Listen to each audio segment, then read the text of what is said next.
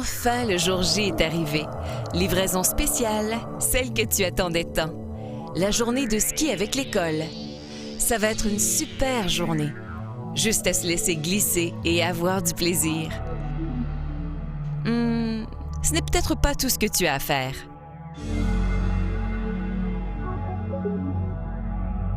Se respecter, ça veut aussi dire connaître certaines règles qui peuvent faire la différence entre une excellente journée sur les pentes et de mauvaises surprises.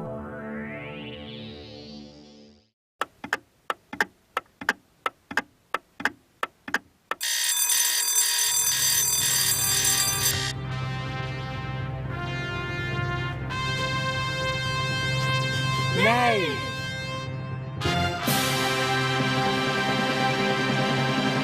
Si vous partez skier aujourd'hui, attendez-vous à un peu de tout.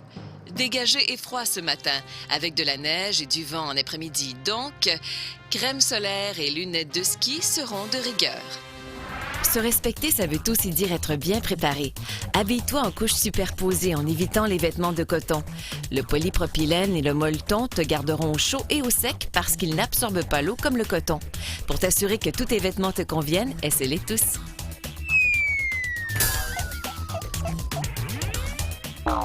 Se respecter, ça veut aussi dire se protéger. Serre-toi de ta tête. Porter un casque, c'est bien plus intelligent. Mais rappelle-toi, un casque de vélo, c'est pour le vélo, et un casque de hockey, c'est pour le hockey. Tu as besoin d'un casque conçu spécialement pour le ski ou le surf.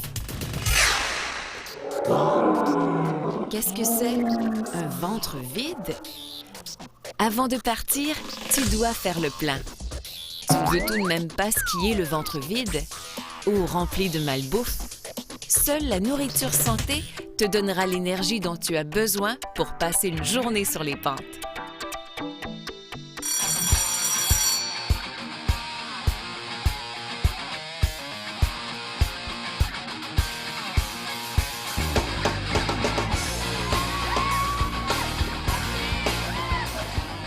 Ton premier arrêt à la station, la boutique de ski.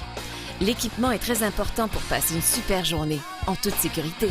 Au lieu d'emprunter l'équipement d'un ami, laisse donc un expert de la boutique choisir un équipement à ta mesure.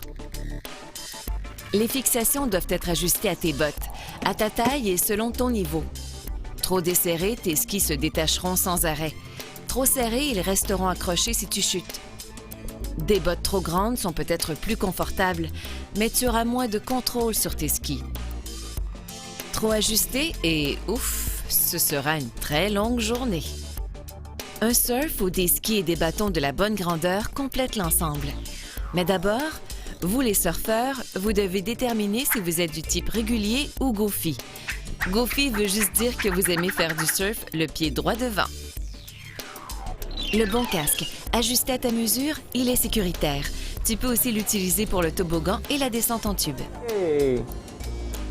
Donc, on va te trouver un bon casque ici, qui a été certifié et approuvé pour le ski et la planche. OK, très important ça. On s'assure qu'il n'y a aucune craque, aucune fissure. On ne met jamais d'autocollant dessus. Jamais. Pour être sûr qu'on voit bien les craques et tout ça. Donc, tu vas l'enfiler. Et puis, c'est bon, la grandeur? Oui, C'est bien? j'aime ça. Parfait. Et puis, rappelez-vous, jamais porter de chapeau en dessous. Et si vous avez une queue de cheval, gardez-la très bas.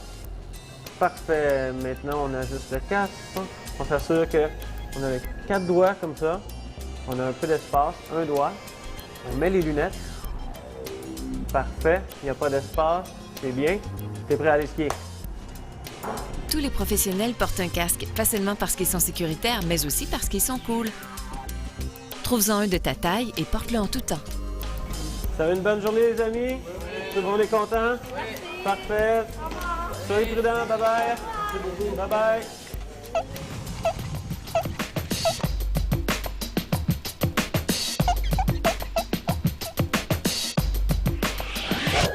C'est excellent! Oui, j'ai vraiment aimé ça. Pour respecter la montagne, il faut savoir ce que tu peux faire et ne peux pas faire. On n'est pas tous des experts comme moi. Mais c'est vrai qu'il y a des copains débutants et des gens qui n'ont pas skié depuis longtemps. Pour eux, c'est une bonne idée de prendre une leçon. On commence par apprendre les trucs de base et on s'améliore en travaillant. Et si un jour tu veux faire de la compétition, il y a plein de clubs de ski et de planches à neige avec des entraîneurs qui t'aideront à progresser. C'est juste. Et si on est vraiment motivé, il n'y a pas de limite. Il n'y a pas de limite. Pas de limite, pas de limite, pas de limite, pas de limite. Et maintenant, accueillons notre grand gagnant de la médaille d'or de planche à neige.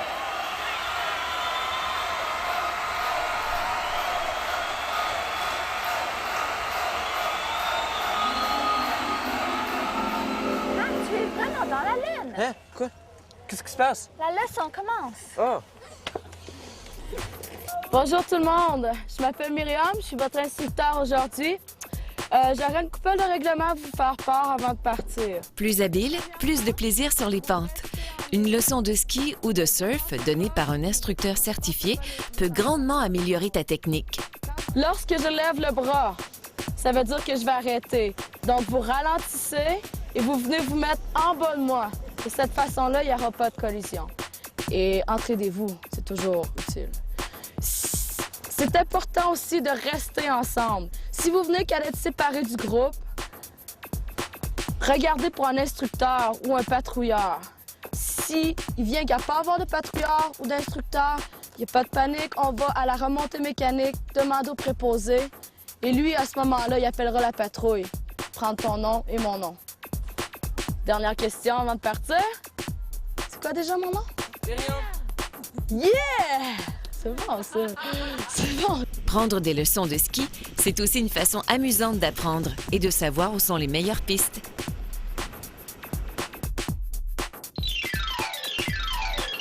En descendant la barre de sécurité, fais attention de ne pas frapper personne à la tête, car cela pourrait très bien t'arriver à toi aussi.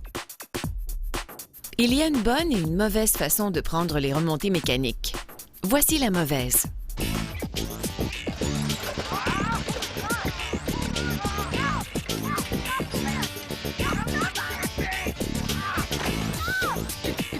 Bon, il s'agissait bien sûr d'acteurs dans un film de ski, mais revenons à la réalité. Lorsque vous utilisez la chaise avec une planche à neige, n'oubliez pas de la garder sur vos pieds avec votre pied arrière libre. Soyez sûr que tous vos vêtements, les foulards en particulier, soient bien entrés dans vos manteaux. C'est du sérieux. Les remontées mécaniques ne sont pas un jeu. Assure-toi que tout le monde soit prêt avant de relever la barre.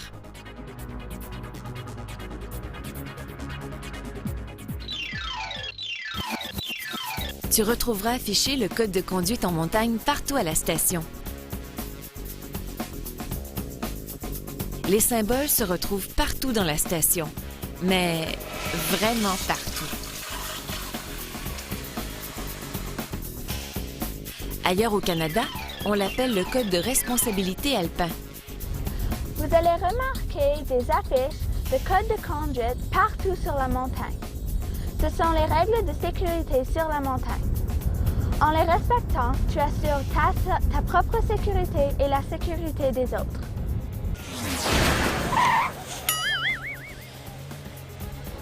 La montagne est tellement grande. C'est une bonne idée de faire un plan au cas qu'on se sépare du groupe. Ou bien fixer un point de rendez-vous à midi ou en fin de journée. Skie toujours avec ton nom, ton numéro d'assurance maladie et le numéro de téléphone de tes parents dans ta poche. Certaines pistes sont plus faciles que d'autres. C'est simple, on suit les panneaux. Les pistes vertes représentées dans un cercle vert sont les plus faciles. C'est une bonne idée et bon pour l'ego de commencer par les pistes vertes avant de s'attaquer aux plus difficiles. Représentées dans un carré bleu, les pistes intermédiaires sont plus difficiles. Leurs pentes sont un peu plus à pic et elles sont parfois parsemées de quelques bosses. Les pistes marquées d'un losange ou d'un double losange noir sont pour les experts. Ne t'y trompe pas, ce sont des pentes très difficiles. Et si tu ne te sens pas prêt, n'y va pas. Mon nom, c'est Hugo Harrison et c'est ce que je fais dans la vie.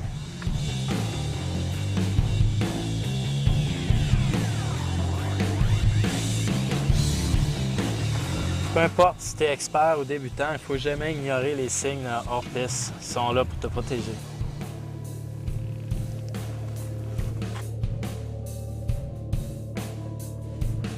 Les arbres ont aussi besoin de respect. Les trous qui se forment à leurs pieds sont souvent difficiles à voir.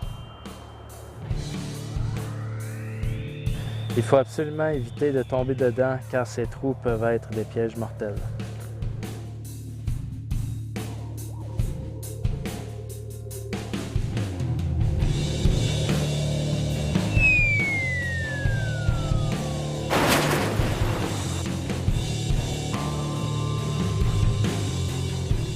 Il ne faut jamais ignorer les panneaux qui délimitent le domaine skiable. Si jamais tu te perds dans la forêt, appelle au secours, réponds aux appels. Si tu entends un hélicoptère, mets-toi dans un endroit visible pour qu'ils puissent te voir. Si tu es perdu ou coincé sous la neige, un sifflet peut alors devenir ton meilleur ami. Des sifflets appropriés ne gèleront pas et seront beaucoup plus puissants que ton cri pour de l'aide.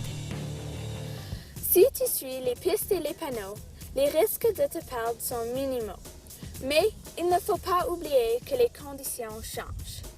Les pistes damées le matin peuvent devenir des champs de bosse l'après-midi. Le brouillard peut arriver soudainement dans les montagnes et les tempêtes peuvent réduire la visibilité au point de ne plus rien voir.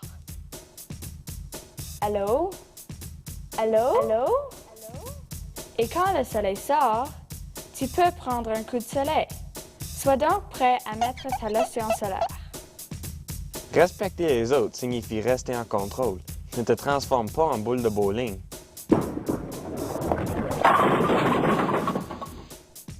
Je suis toujours capable de m'arrêter rapidement ou d'éviter quelqu'un. N'oublie pas, les gens ne peuvent pas toujours te voir. Assure-toi de ne pas t'asseoir ou te cacher sous une butte. Comme nous n'avons pas de rétroviseur, il faut toujours vérifier derrière soi-même pour éviter les collisions. Parfois, ça peut devenir un peu fou sur une pente de ski.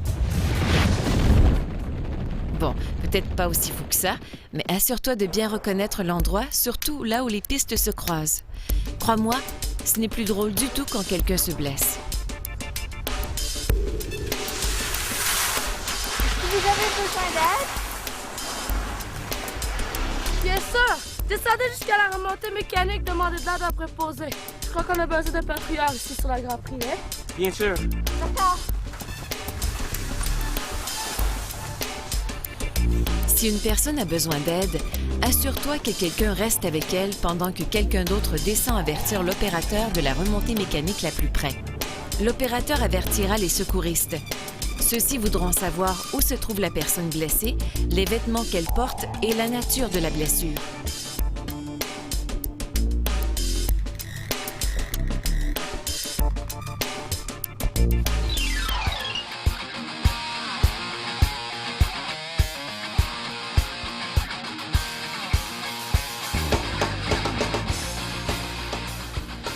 Les parcs sont super amusants, mais il faut que vous soyez au moins à un niveau intermédiaire. Connaissez vos limites. Si vous tombez, enlevez-vous du chemin au plus vite possible. N'encouragez jamais un ami à faire quelque chose qu'il n'est pas prêt à faire.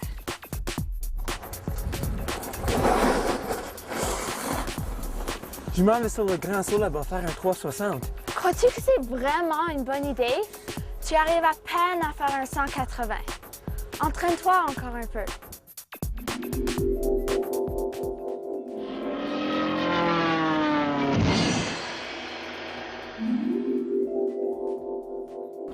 T'as peut-être raison. Les gens qui font ces trucs-là sont des pros. Ce n'est pas encore notre niveau. Allons, essayons les plus petits sauts.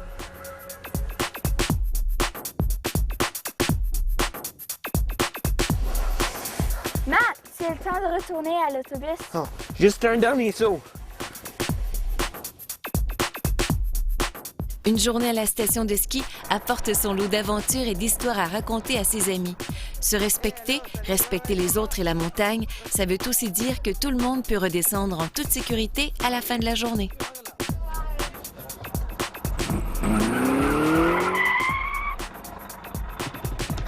Oh oui, et puis une dernière chose, n'oublie jamais ton casque.